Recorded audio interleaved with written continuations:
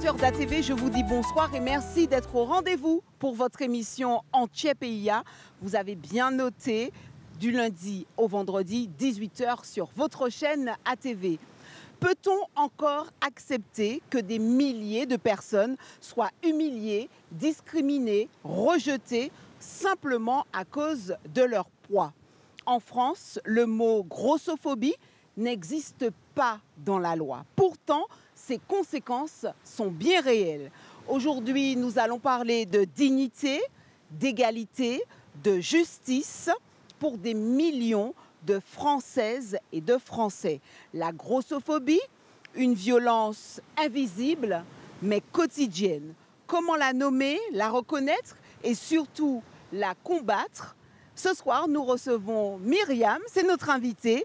Myriam qui a fait de son vécu une force, de ses blessures un combat. Elle est avec nous, elle va nous en dire un peu plus. Myriam, bonsoir, comment vas-tu? Bonsoir Régine. Myriam, je te décris comme une femme qui a fait de son vécu une force et de ses blessures, on l'a dit, hein, un combat. Tu n'as pas choisi le silence, mais tu as choisi de dire, de témoigner et de défendre la dignité des personnes pulpeuses. Mais avant de commencer, d'entrer tout simplement dans le vif du sujet, la grossophobie, s'il fallait définir, qu'est-ce que c'est en fait, Myriam? Alors la grossophobie, ce sont les attitudes, les comportements et la discrimination que subissent les personnes pulpeuses, les personnes en obésité, liées à leur poids. Et donc du coup, l'impact agit sur leur santé mentale, sur leur santé physique. Et ça peut passer de la banale remarque à une exclusion par rapport aux institutions ou simplement aussi le côté médical. Dans quel contexte il s'inscrit cette année? Alors, il s'inscrit partout, que ce soit au sein des institutions, que ce soit au travail, par de simples remarques sur les compétences de quelqu'un. Ça peut être aussi au niveau médical, donc le médecin qui va te dire parce que tu es obèse, parce que tu as un mal de tête ou autre, eh bien, c'est parce que tu es obèse, parce que tu as mal au ventre, c'est parce que tu es obèse. Donc, ça peut être aussi dans la sphère familiale, donc des remarques de nos proches. Est-ce que tu l'as vécu? Est-ce que tu le vis au quotidien? Alors oui, je l'ai vécu déjà à plusieurs reprises, que ce soit un médecin lors d'une remise d'une ordonnance qui m'a accusée de morbidité. C'était très, très douloureux à vivre, surtout de la part d'un professionnel à qui on vient demander de l'aide. Et il y a aussi un sujet très poignant à mon niveau, c'est le décès de ma maman, qui n'a pas été soignée par rapport à une dialyse du fait de son surpoids. Et c'est pour dire aussi que la grossophobie médicale, elle tue. Donc, elle tue et c'est très difficile à vivre au quotidien. Aujourd'hui, quel accompagnement manque-t-il à mettre en place? Alors, je parle déjà sur notre territoire, hein, en Martinique, quand on parle de grossophobie. Je dirais qu'il y a toute une formation à faire, que ce soit éducatif, donc depuis l'école, pour qu'il y ait moins de discrimination à ce propos. Ce soit aussi former les professionnels, parce que beaucoup de professionnels ne sont pas formés par rapport aux personnes qui sont justement en obésité. Donc, former les professionnels. Et puis, culturellement parlant, arrêter au sein de la sphère familiale de critiquer les autres, de faire un rapport par rapport à leur poids. En fait, le silence qui ne les regarde pas parce qu'ils peuvent justement causer encore plus de mal en faisant des remarques désobligeantes. On a l'impression que quand on te regarde, alors c'est pas une impression, hein, je pense que je ne me trompe pas, mais quand on te regarde, Myriam, je ne sais pas où tu puises cette force. Tu la puises où en fait pour faire face justement à toutes ces problématiques qui se présentent au quotidien? Alors je la puise honnêtement en moi parce que depuis toute petite, je n'ai jamais vraiment vécu cette grossophobie. J'ai commencé à la vivre vraiment par rapport à ma maman, que j'emmenais beaucoup à l'hôpital, avec les médecins que je côtoyais. C'est à partir de là que j'ai vraiment connu ça. Mais au niveau de ma famille, il y a eu beaucoup de bienveillance. Maintenant, dans certains foyers, on a tendance à vivre la grossophobie à travers nos proches qui vont justement venir nous dire « Eh bien, aujourd'hui, tu as grossi ». Alors qu'en fait, on ne sait pas pourquoi la personne a ce surpoids actuel. Ça peut être dû à sa morphologie, ça peut être dû à un stress, ça peut être dû à une maladie, parce que on ne choisit pas d'être en surpoids, hein. Il y a des personnes qui ne choisissent pas de l'être. Et je dis que le silence, parfois, c'est une bonne chose. Donc de se taire quand on n'a rien d'intéressant à dire à quelqu'un, en fait. Il y a un message qui est tombé, hein, en fait.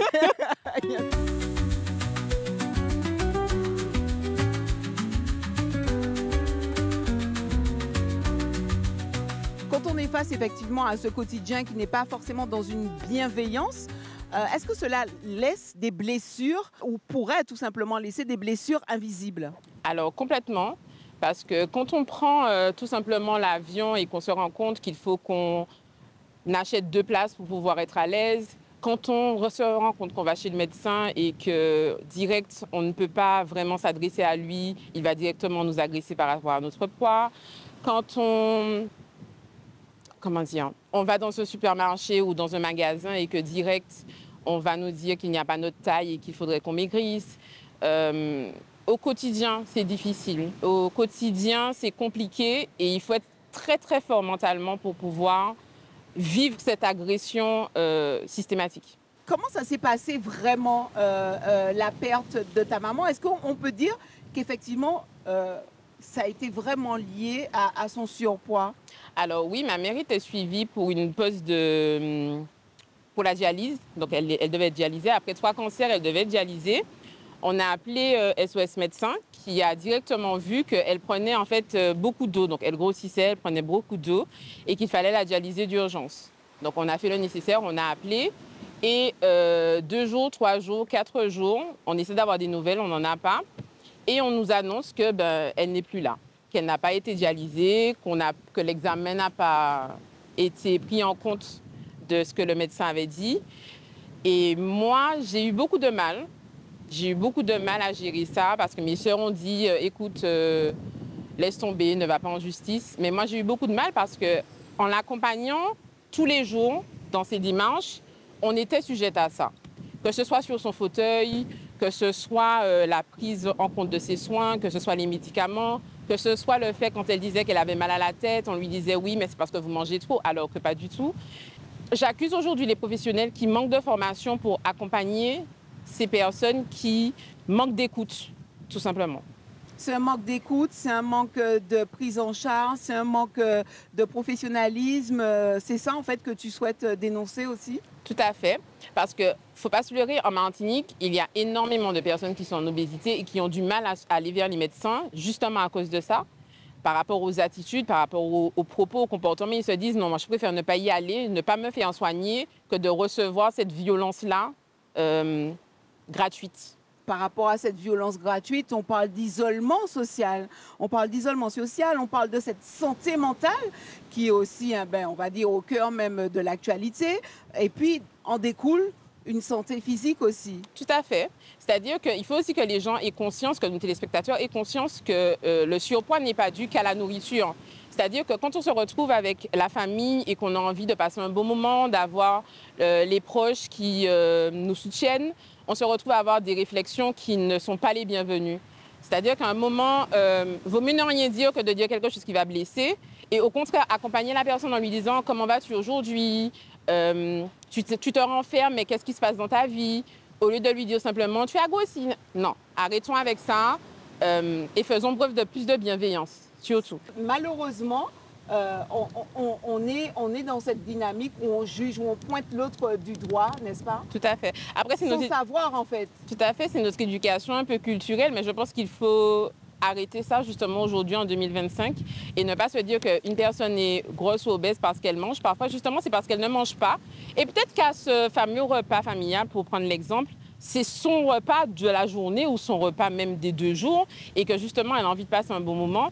Il y a énormément de facteurs qui font qu'une personne peut être obèse. Je vais prendre l'exemple d'Harmonie qui est atteinte de lipodème. Donc, c'est-à-dire qu'elle grossit des cuisses, des jambes et c'est très difficile à vivre au quotidien, qui justement a voulu inscrire le mot grossophobie dans la loi française. Quel regard que tu as justement quand aujourd'hui on parle de grossophobie, de loi? Est-ce que c'est vraiment une étape de franchie ou ce n'est qu'une goutte dans la mare? Je dirais que ça aura un impact pour dire aux gens arrêtez. Ça va permettre aussi aux victimes de pouvoir porter plainte parce qu'aujourd'hui, quand tu déposes plainte parce que sur les réseaux sociaux, au quotidien, tu te fais agresser, tu ne peux pas vraiment porter plainte. On ne tient pas compte de ta plainte. Ça permettra justement aux victimes de se sentir beaucoup plus à l'aise pour pouvoir aller dénoncer ce sujet. Et puis, je me dis aussi que les gens seront beaucoup plus à l'aise pour pouvoir aller chez le médecin parce qu'ils savent que derrière, le médecin va être plus délicat. De quoi aurait besoin quelqu'un qui, justement, serait sujet à cette grossophobie? D'écoute. D'écoute, de bienveillance de la part de toutes les personnes qui l'entourent. C'est vraiment ce qui est le plus important. Qu'elles réussissent à parler du sujet sans se trouver jugées ou pointées du doigt. De la bienveillance. Moi, vraiment, c'est de la bienveillance, plus que je recommande à tout le monde. Toi, Myriam, tu fais peut-être de cette bienveillance aussi ton quotidien. Oui, mon Est-ce métier. que beaucoup de femmes se retrouvent en toi ou puisent de ta force pour pouvoir justement en avoir aussi elles-mêmes? Alors oui, je pense qu'un petit peu par rapport au message que je transmets, que ce soit sur les réseaux ou au sein de mon métier, je les accompagne justement avec bienveillance, c'est-à-dire je vais être la barrière, ne serait-ce que par exemple dans une boutique, je vais être la barrière qui va faire que la vendeuse ne va pas faire de réflexion. Sur les réseaux sociaux, je vais montrer qu'on peut s'habiller, qu'on peut manger aussi, parce que je partage aussi ce genre de messages correctement, mais en se faisant plaisir. C'est important, justement. C'est important. C'est important, très important, parce qu'elles ont l'impression en venant sur ma page que elles ont la copine, voilà, la sœur peut-être qui ne va pas faire de réflexion et qui va au contraire vivre sa vie pleinement. Et elles vont tirer exemple de ce que je peux partager. Il y a une pétition d'ailleurs qui est d'actualité, Myriam. Tout à fait. Donc, comme je disais, Harmonie a lancé une pétition sur le site de l'Assemblée nationale, oui. Donc, vous tapez sur Google grossophobie pétition et vous allez pouvoir signer pour que les choses changent. Donc voilà, on attend au minimum de 100 000 signatures pour que les choses changent enfin. Tu as regardé un petit peu où on en est ou pas? On était à peu près à 35 000 signatures, 30 000 signatures à ce jour. Oui. Et on attendait combien? 100 000. Bon, alors il y a encore du chemin un peu à parcourir. Tout à fait. Et mais donc, justement, on est là aussi pour en parler, justement s'approprier cette pétition. Tout à fait. Et pouvoir mettre sa pierre à l'édifice. Les choses pourraient commencer à bouger à partir de là. Tout à fait. Et pouvoir accompagner toutes ces personnes qui sont victimes de cette grossophobie, on peut dire ça? Exactement. Il y a beaucoup de choses aussi à changer, peut-être au niveau de la société. On en a parlé, le regard dénigrant que nous avons, le regard de jugement également que nous portons sur l'autre, mais pas que aussi. On a une certaine culture, on a un certain rapport avec, on l'a évoqué vite fait, avec l'alimentation. On a un certain rapport aussi sur la problématique aussi qu'on a pour s'habiller. Tu l'as dit aussi, parce qu'on peut compter sur les doigts d'une main aussi le nombre de boutiques qui proposent des vêtements pour ces femmes pulpeuses, n'est-ce pas, Myriam? Tout à fait. Et parfois, ça va être un simple pantalon ou une simple jupe. Tu vas aller pouvoir t'habiller pour le haut parce qu'on a des morphologies qui sont particulières. On peut être très petite en haut et avoir de belles formes pulpeuses en bas. Et du coup, on va se retrouver face à des marques manquantes, à des tailles manquantes. La plupart des magasins s'arrêtent au 42, 44. Moi, je trouve que c'est insuffisant. Voilà, c'est insuffisant. En tout cas, pour la population martiniquaise, c'est insuffisant. Donc, on a tendance à se diriger vers la fast fashion, se diriger vers des commandes, alors qu'il y a plein de choses qui sont possibles ici. Il y a des choses aussi qu'on pourrait ajouter à toutes ces possibilités pour pouvoir communiquer. Je pense peut-être à des campagnes aussi de sensibilisation, Myriam.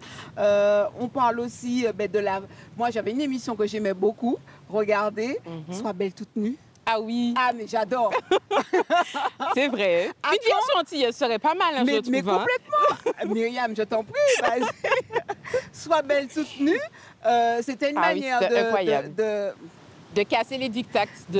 Voilà, de se regarder autrement, de se voir autrement. Et puis surtout de se réapproprier son corps, n'est-ce pas? Tout à fait. Et ça, c'était magnifique. Exact. Il y avait déjà un signal qu'on envoyait à cette époque. Franchement, cette émission-là manque beaucoup parce que ça montrait aussi les différents corps. Nos petites filles, nos petits garçons ont besoin de s'identifier, que ce soit par la couleur de peau, que ce soit par la morphologie.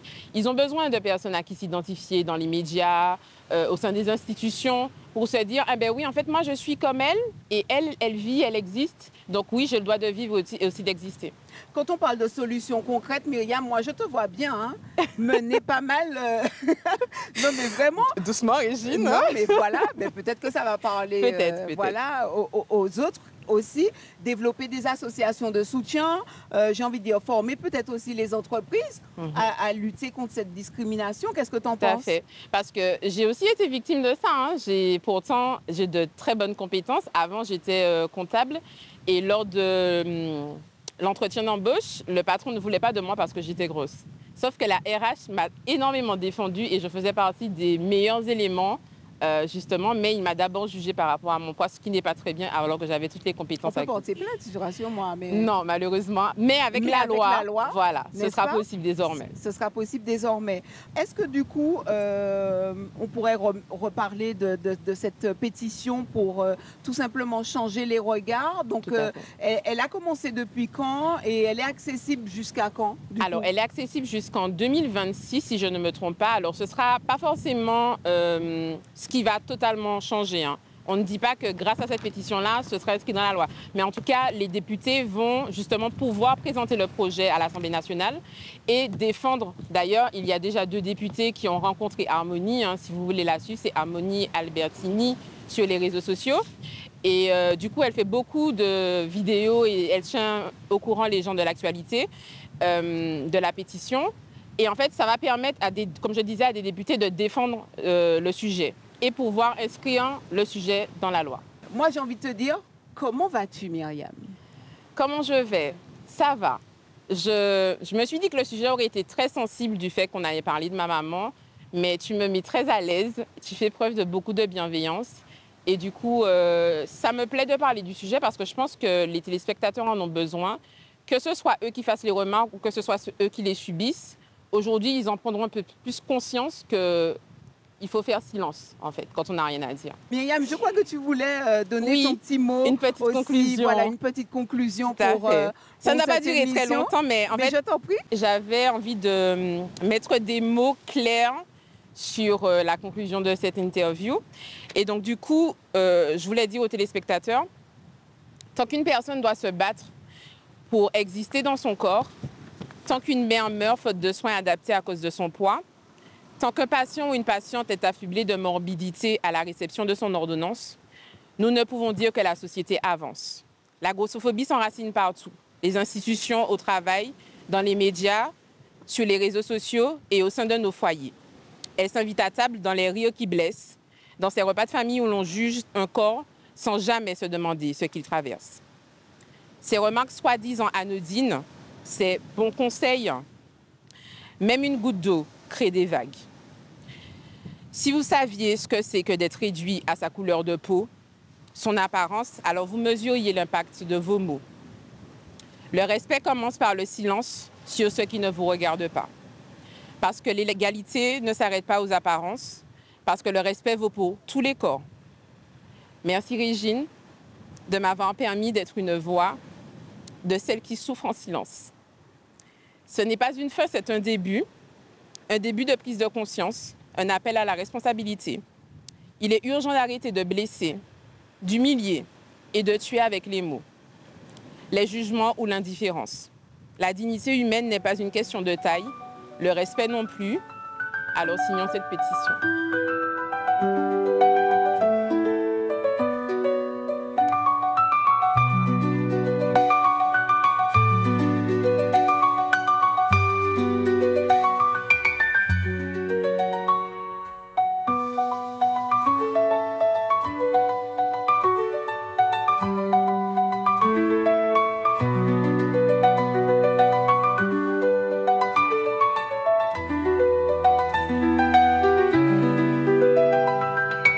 Je mérite une conclusion. En fait, tu as déjà tellement tout dit et les applaudissements, c'est pour éviter les pleurs. Donc justement, je me cache derrière les applaudissements. D'accord. Vive les lunettes de soleil, téléspectateurs. La grossophobie, ce n'est pas un mot à la mode. C'est une réalité qui blesse, qui isole et qui détruit. La nommer dans la loi, c'est déjà un pas immense vers la dignité et l'égalité. Aujourd'hui, à travers ce débat, cet échange que nous avons eu avec vous et Myriam, nous espérons que chacun comprenne qu'aucun corps, je dis bien aucun corps, ne mérite le mépris et que chaque citoyen, quelle que soit sa taille, a droit au respect. En donnant une place légale, on va dire, à ce combat, la société envoie un message clair. Le corps téléspectateur de chacun appartient à sa liberté et à...